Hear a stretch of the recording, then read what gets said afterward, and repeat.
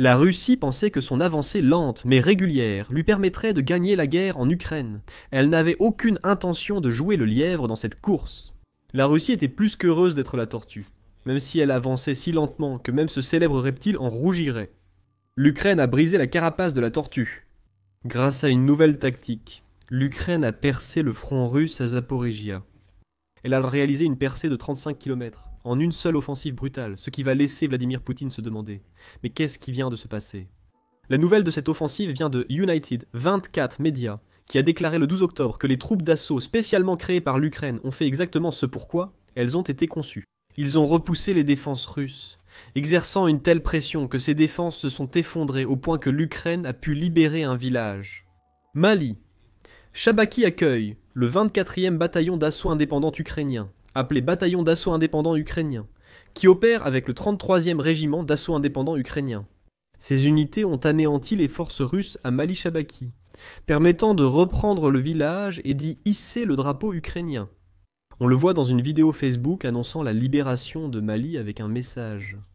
Les unités du 24e bataillon d'assaut indépendant, bataillon d'assaut indépendant ukrainien et du 33e régiment d'assaut indépendant ont hissé le drapeau ukrainien à Mali-Shabaki, sur le front de Zaporijia, désormais contrôlé par les forces de défense de l'Ukraine. La publication a salué la coordination des deux unités, illustrée par l'usage du mot ukrainien pobratimami. Ce terme signifie frère d'armes, illustrant comment la nouvelle stratégie d'assaut ukrainienne renforce les liens entre soldats. La Russie peut lancer des attaques non coordonnées pour obtenir des résultats. L'Ukraine contrecarre les avancées de la Russie grâce au travail d'équipe, à la détermination et à sa capacité à déchaîner un enfer coordonné sur ses adversaires. Vous vous souvenez aussi du nom Shabaki. Nous y reviendrons dans un instant. Pour l'instant, il y a un certain niveau de symbolisme supplémentaire attaché à l'acte de l'Ukraine de hisser son drapeau dans le village repris. Cet acte est courant. Hisser un drapeau symbolise toujours la victoire. L'Ukraine a sans doute profité de cette occasion pour contrer une pratique russe devenue fréquente. Infiltrer des villages et y hisser des drapeaux de façon mensongère. Même si la Russie n'a rien capturé, il suffit de regarder ce qui s'est passé à Fobova pour voir cette nouvelle tactique russe à l'œuvre. Début octobre, la Russie a déclaré avoir pris un petit village. Voici Vobova, situé dans la région de Dnipropetrovsk en Ukraine, et non la plus connue de Zaporijia. La Russie a menti. La petite troupe de soldats entrée à Vobova a été anéantie par l'Ukraine en quelques minutes. Nous analysons la fausse levée de drapeau russe dans une de nos vidéos, allez la voir pour en savoir plus. À retenir, la Russie fait semblant de lever son drapeau. L'Ukraine le fait en reprenant du territoire. Le colonel Valentin Manko, chef de la direction des forces d'assaut ukrainiennes, confirme que Mali-Shabaki est sous contrôle ukrainien. Dans une vidéo sur Facebook, il a confirmé que l'assaut de Mali-Shabaki a été un succès. En plus d'ajouter quelques informations supplémentaires, Manko déclare que l'Ukraine a également réussi à libérer le village voisin, portant un nom similaire, de Shabaki lors de son assaut. C'est pourquoi nous vous avons dit de retenir ce nom. Les troupes d'assaut ukrainiennes ont aussi partiellement libéré un village appelé Stapova, ce qui fait du 12 octobre une journée extrêmement productive pour l'Ukraine, alors qu'elle tente de s'enfoncer davantage dans les parties occupées de Zaporijia. Une journée productive pour l'Ukraine est une très mauvaise journée pour la Russie, comme l'a expliqué Manko. Les opérations de nettoyage et de libération des villages faisaient ainsi partie d'une offensive concertée de l'Ukraine, dans la région de Zaporijia, qui lui a permis de reprendre une grande partie du territoire en une seule journée. Selon Euromaidan Press, l'Ukraine a avancé de 35 km sur 5 km de front, dans la région de Zaporijia. Un contingent sur 50 km a progressé de plus de 3 km dans cette zone, en détruisant les forces russes et en préparant peut-être de futures offensives. Ce fut une journée très difficile et douloureuse pour la Russie. Selon CNN, le 1er octobre, la Russie affrontait déjà un fort ralentissement de ses troupes, après une offensive estivale n'ayant atteint aucun objectif fixé par Vladimir Poutine. En septembre, la Russie n'a conquis que 259 km², soit environ 100 miles² en Ukraine sur tout le mois. C'était 44% de territoire de moins que ce que la Russie occupait en août, illustrant la réussite récente de l'Ukraine. La lente progression de la Russie rend chaque gain territorial aussi précieux que de l'or. Pour Vladimir Poutine, il s'efforce de faire croire que l'Ukraine ne peut empêcher la victoire russe. Quand la Russie cède du terrain aux contre-attaques ukrainiennes, cette perception s'effondre. Mali-Shabaki a montré que l'Ukraine peut reprendre du terrain comme la Russie. Avec la nouvelle stratégie d'assaut de l'Ukraine, ce pourrait être seulement le début des problèmes de Poutine. Nous aborderons plus tard les nouvelles offensives de l'Ukraine dans la vidéo. Mais la reprise de Mali-Tchabaki et des villages voisins va aussi nuire à la Russie pour une autre raison, selon Euromaidan Press. Il précise que la Russie n'a atteint les abords de Mali-Tchabaki et des villages voisins qu'en mars 2025, après avoir progressé vers Piatikati. L'offensive de mars a permis à la Russie de progresser de 4 km sur 10 km de front en Ukraine. L'Ukraine a répliqué, reprenant Tchabaki selon la source. Mais le village a subi une contre-attaque russe en juillet, permettant à la Russie de reprendre le territoire que l'Ukraine venait de récupérer.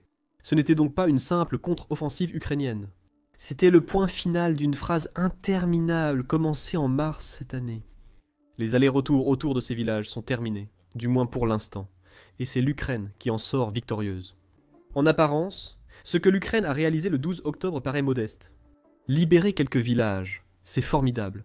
Tout comme réussir une percée aussi profonde à travers les lignes russes. Mais cela ne représente toujours qu'une portion de territoire relativement modeste. Cependant, en prenant une vue d'ensemble de la guerre en Ukraine, on constate que l'Ukraine a libéré Mali. Tchabaki n'est aucune partie d'une tendance beaucoup plus large qui se produit dans tout le pays, en ce moment. L'Ukraine est en contre-attaque, et elle reprend lentement son territoire aux forces russes occupantes depuis des mois. Regardez Dobropilya et Donetsk actuellement pour le constater. Le 10 octobre, United 24 Media a relayé les déclarations du commandant en chef ukrainien, Oleksandr Siersky. Ces propos ont été tenus lors d'une visite sur le terrain 2 jours plus tôt, où Siersky a révélé qu'une contre-offensive ukrainienne à grande échelle est en cours au moment où nous parlons. À Dobropilya, l'Ukraine a libéré environ 180 km², soit 694 miles², grâce à ses assauts de plus en plus efficaces. À Donetsk, la libération se passe encore mieux. Selon Siersky, environ 2129 km², soit 82 miles², ont été libérés dans cette zone de guerre. Ce que nous avons vu le 12 octobre n'est pas un cas isolé. L'Ukraine applique à Zaporizhia une méthode déjà éprouvée à Dobropilya et Donetsk. La Russie revendique des localités avec un nombre limité de troupes, et l'Ukraine commence à lui faire payer avec ses contre-attaques. Cela se passe partout dans le pays. Et la reprise de Mali-Tchabaki n'est peut-être que la première d'une longue série de libérations qui laisseront Poutine furieux. L'automne 2025 ne devait pas ressembler à ça. Cette saison devait être festive après les vastes conquêtes russes de l'été. Au lieu de cela, l'Ukraine est en train d'annuler tous les gains que la Russie a réalisés pendant l'été. Poutine s'éloigne encore plus des objectifs qu'il n'avait déjà pas atteints plus tôt cette année. Tout cela est possible grâce à ce que nous avons évoqué plus tôt dans la vidéo. L'Ukraine a de nouvelles tactiques d'assaut, et les chiffres prouvent leur efficacité. Dans son rapport sur les accomplissements de l'Ukraine au Mali, Tchabaki Militani a résumé ce qui distingue ces assauts. Cela lui permet de regagner du terrain. Le rapport précise que l'Ukraine utilise ses troupes d'assaut pour percer les défenses et réserves russes dans plusieurs régions. Dans tous les cas, ces troupes d'assaut connaissent autant de succès, en raison d'un changement de tactique opéré par la Russie. Le Moscow Times a rapporté ces changements en septembre, précisant que la Russie tente d'utiliser des groupes de sabotage pour pénétrer le front en profondeur. Il cite Siersky. Depuis le début de l'été, les tactiques ennemies ont changé. Leur tâche principale est d'infiltrer notre territoire, se replier, se regrouper, puis avancer à nouveau. Puis frapper des cibles en profondeur pour paralyser notre logistique et la rotation des troupes. Militani précise que ces unités russes peuvent compter seulement 4 à 6 soldats. La Russie cherche à faire passer discrètement ses troupes à travers le front, plutôt que de le briser. Cette approche fonctionne, d'une certaine façon. La Russie parvient effectivement à s'emparer de petits villages et d'autres parcelles de territoire grâce à ces groupes de sabotage. Le fait que ces unités russes soient si petites signifie aussi qu'elles peuvent réaliser de nombreux petits gains, ce qui, au final, donne des chiffres qui paraissent assez impressionnants en surface.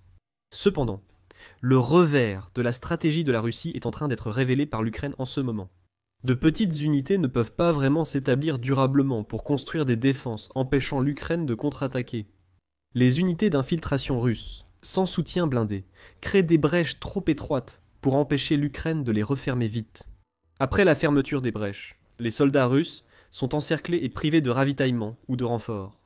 L'Ukraine lance ses assauts, les forces russes perdent le territoire qu'elles avaient revendiqué.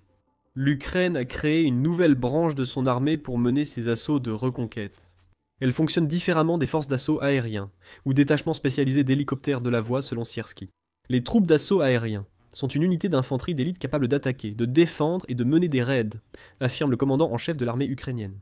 Les unités d'assaut sont des forces de réaction rapide. Elles interviennent dans les zones les plus difficiles, sans défense fixe, pour percer la première ligne ennemie. La Russie veut s'infiltrer. L'Ukraine riposte désormais avec ses propres petites unités qui réagissent en temps réel à chaque avancée de la Russie. Dans sa chronique Medium, l'avantage stratégique, l'ancien soldat et agent fédéral américain Brian Aislinn approfondit encore davantage le sujet des nouvelles forces d'assaut ukrainiennes. Il affirme que l'Ukraine a créé une réserve mobile et active dans toutes les régions. Cette réserve est conçue spécifiquement pour briser les défenses russes, en particulier dans les régions où la Russie a progressé, grâce à l'utilisation de petites unités. Ces forces d'assaut n'opèrent ni avec les autres troupes ukrainiennes, ni en première ligne, ni contre les avancées russes. Au lieu de cela, elles se consacrent à lancer des attaques, et elles ont été particulièrement efficaces au cours des 2 derniers mois. La reprise de Mali Chabaki illustre l'usage récent de ces nouvelles forces d'assaut. Aislinn affirme que divers médias ukrainiens rapportent que ces nouvelles forces d'assaut opèrent selon le même schéma. Selon Aislinn, l'Ukraine privilégie de petits groupes d'assaut, des opérations nocturnes, des contournements, et déploie vite des unités lourdes dès qu'une brèche est créée. Cela semble familier. La Russie tente la même chose, mais échoue. Nous avons mentionné plus tôt que l'Ukraine a fait de la fermeture des brèches, sur les lignes de front créées par les infiltrés russes, une partie de sa stratégie. Sans ces brèches, la Russie ne peut envoyer de renforts ni d'unités lourdes et doit rendre ses gains plus durables. L'Ukraine n'a pas ce problème. Ces groupes d'assaut font la même chose que les groupes russes. Sauf que, ils ont la force nécessaire derrière pour que ça fonctionne. Cela pourrait refléter la posture défensive de l'Ukraine face à l'offensive russe. La Russie pourrait ne pas réussir à faire fonctionner sa nouvelle stratégie parce qu'elle s'épuise trop avec ses offensives. Et comme l'a noté United 24 Médias en octobre, la Russie a déjà épuisé la majeure partie de ses blindés. Les unités lourdes de la Russie ne viendront peut-être pas tout simplement parce qu'elles n'existent plus. L'Ukraine, en revanche, semble disposer des unités lourdes dont elle a besoin. Leurs groupes d'assaut réussissent, car ils appuient les défenses arrière au lieu d'agir seuls. Oui, les groupes d'assaut circulent en Ukraine. Cependant, ils sont déployés dans des zones spécifiques où des reconquêtes sont possibles. Comme mentionné, dans la publication Facebook du 24e bataillon d'assaut séparé, les groupes d'assaut ukrainiens se coordonnent pour garantir chaque reconquête. L'approche ukrainienne des assauts reflète un changement dans la formation de son infanterie. Le Kyiv Post a souligné cela dans un rapport du 10 octobre où il a indiqué que ces changements dans la formation sont survenus parce que le champ de bataille de la guerre en Ukraine évolue.